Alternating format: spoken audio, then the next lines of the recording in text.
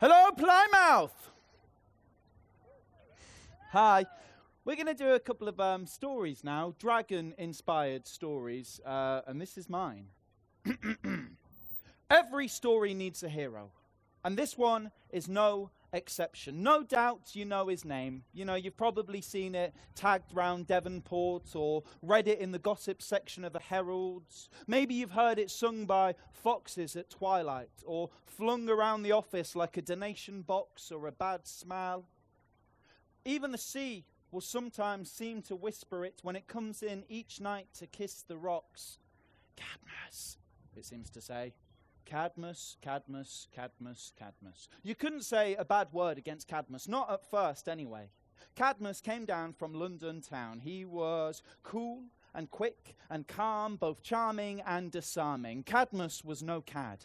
A real proper sort of lad with fine cropped hair, an immaculate polo shirt, the skinniest of skinny jeans, white teeth that glistened, soft eyes that listened, and a huge, dazzling sword.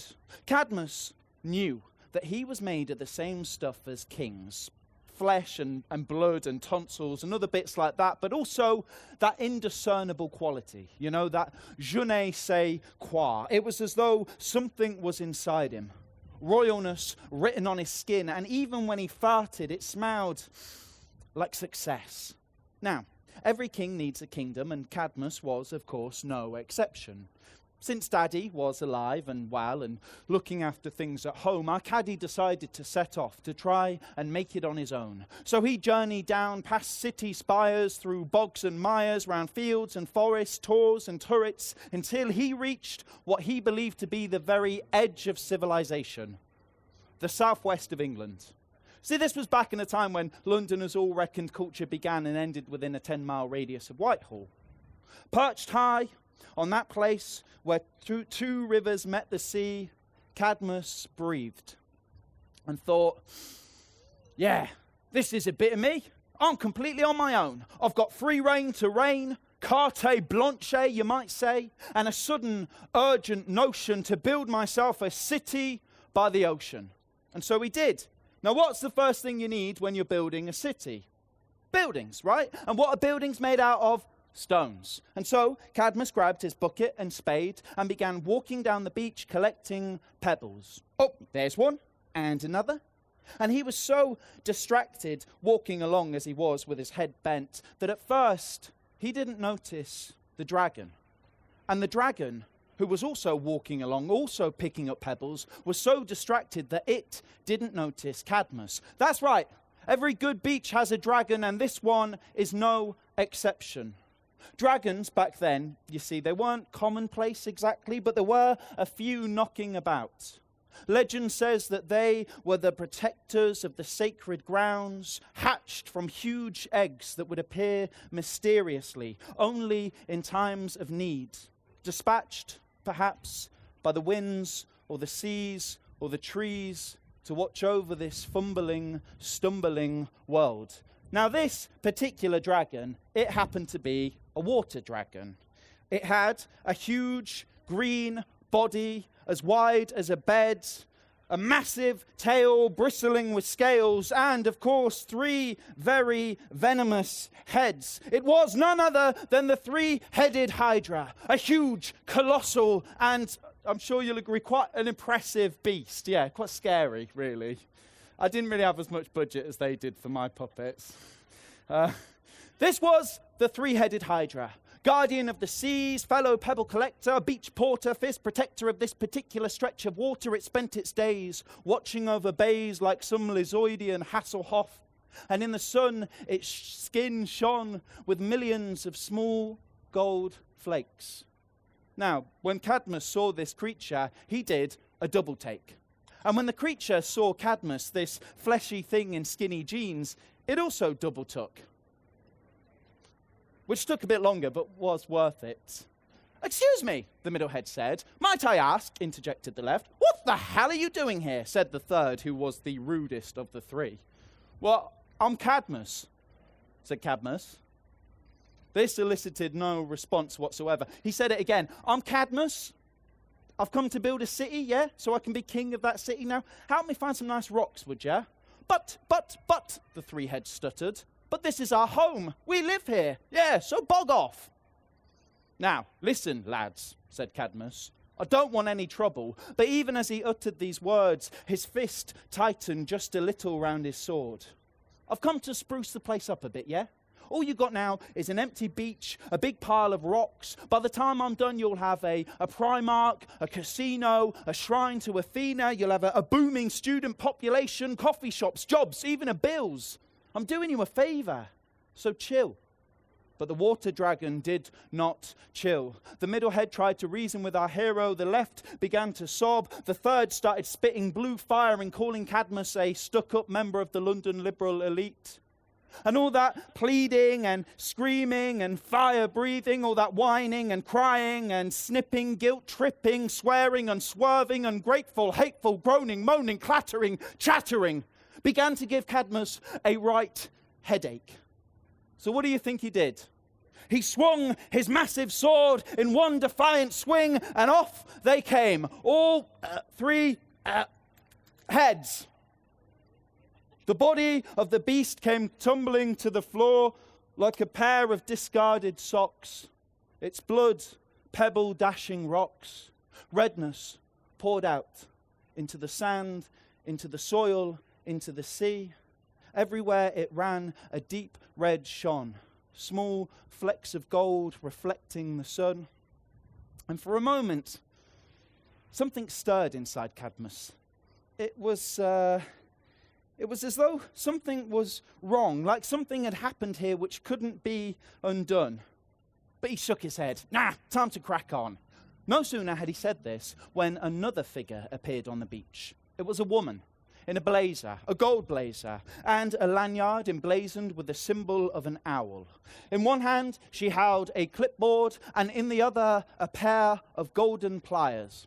Right, she said. You've killed the dragon, well done. I must say, this is a prime piece of real estate we're stood on, and that dragon's been nothing but an eyesore, so good job there. First things first, that was my brother Aaron's dragon, and he is quite petty, vindictive, and cursy. So I'd watch out if I were you. Second thing to say is that what I need you to do is take this pair of pliers, pop the dragon's teeth out, plant them in the ground. Take the pair of pliers, pull the dragon's teeth out, plant them in the ground, okay?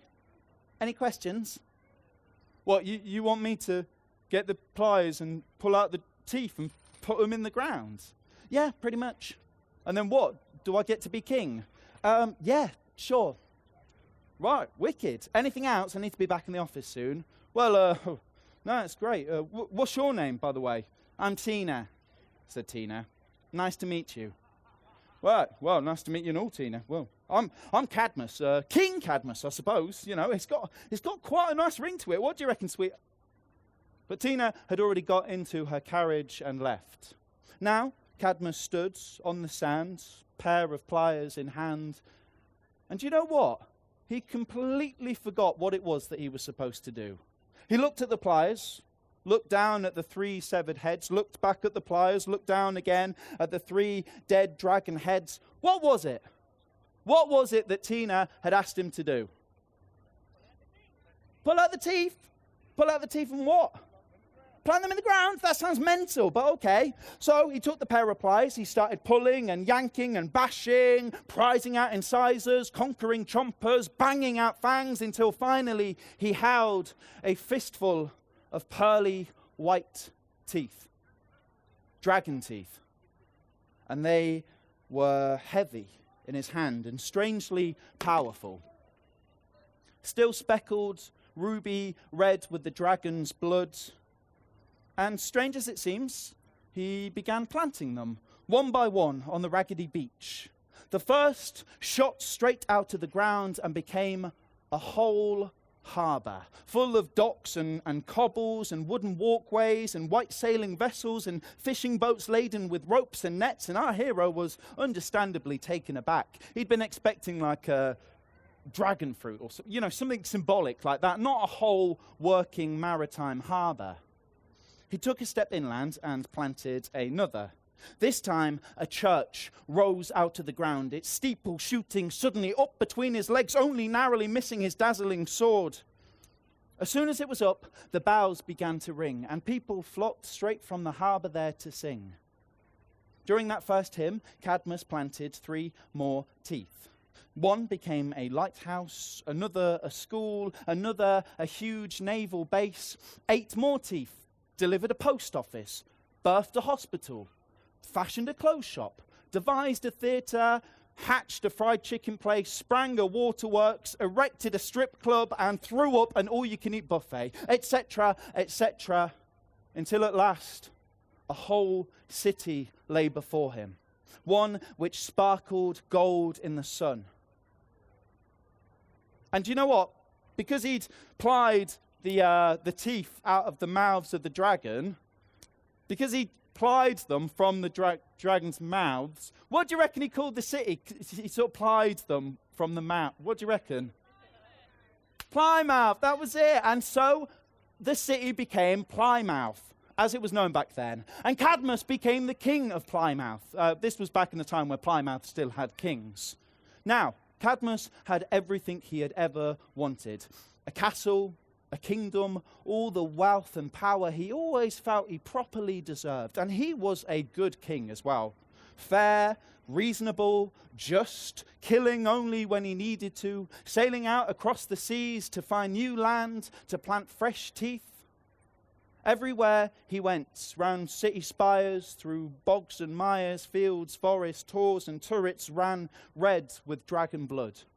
And everything afterwards only seemed to shimmer.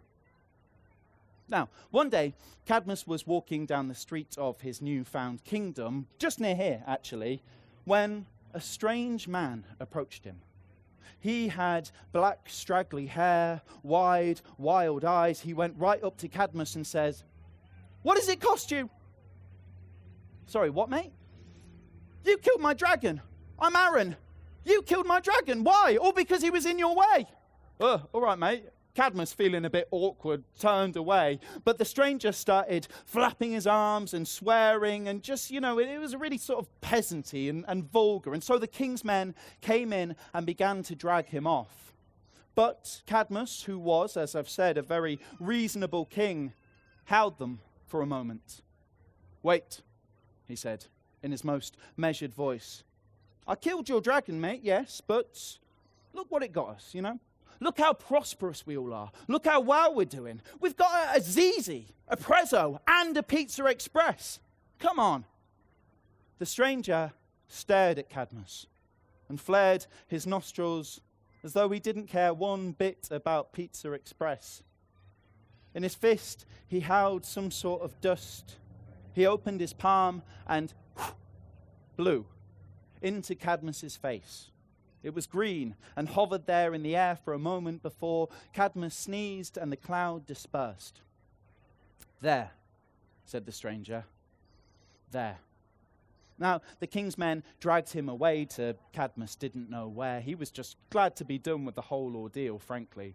He looked up at the town hall, which before now had always shimmered in that specks of gold way that he had always admired. But today something was different.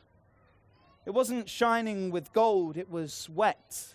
The walls slick and sticky, not with rain, but with what appeared for one bonkers moment to be blood. Cadmus wheeled round. From where he stood, he could see the church, tower blocks, the shops, even CEX, all covered not in flecks of gold, but wet, red blood. "Oh, gods," he thought, "this isn't good." He looked about, expecting to see cyclists stopping, shopping bags dropping, eyes popping, but there was nothing. Nobody gawping or gasping or asking, "Cadmus, what's going on?" It seemed that only Cadmus could see this sudden, uninvited blood, and only he properly understood why. For the first time in his life, he was afraid. His hair grew thin, his nerves frayed, his swagger dropped into a slouch. Even the sword went blunt. His skin went almost green from worry. In one disastrous press conference, he admitted that, yes, he had slain a dragon, and there was an uproar afterwards. But come on, it was a long time ago. It was all part of a quest. Now suddenly everybody's a bunch of dragon romantics. How could they be so petty, so forgetful, so pedantic? Cadmus stopped making speeches altogether. It was probably for the best. He avoided the city centre. He went on these long, rambling walks around the path, scratching at his chin.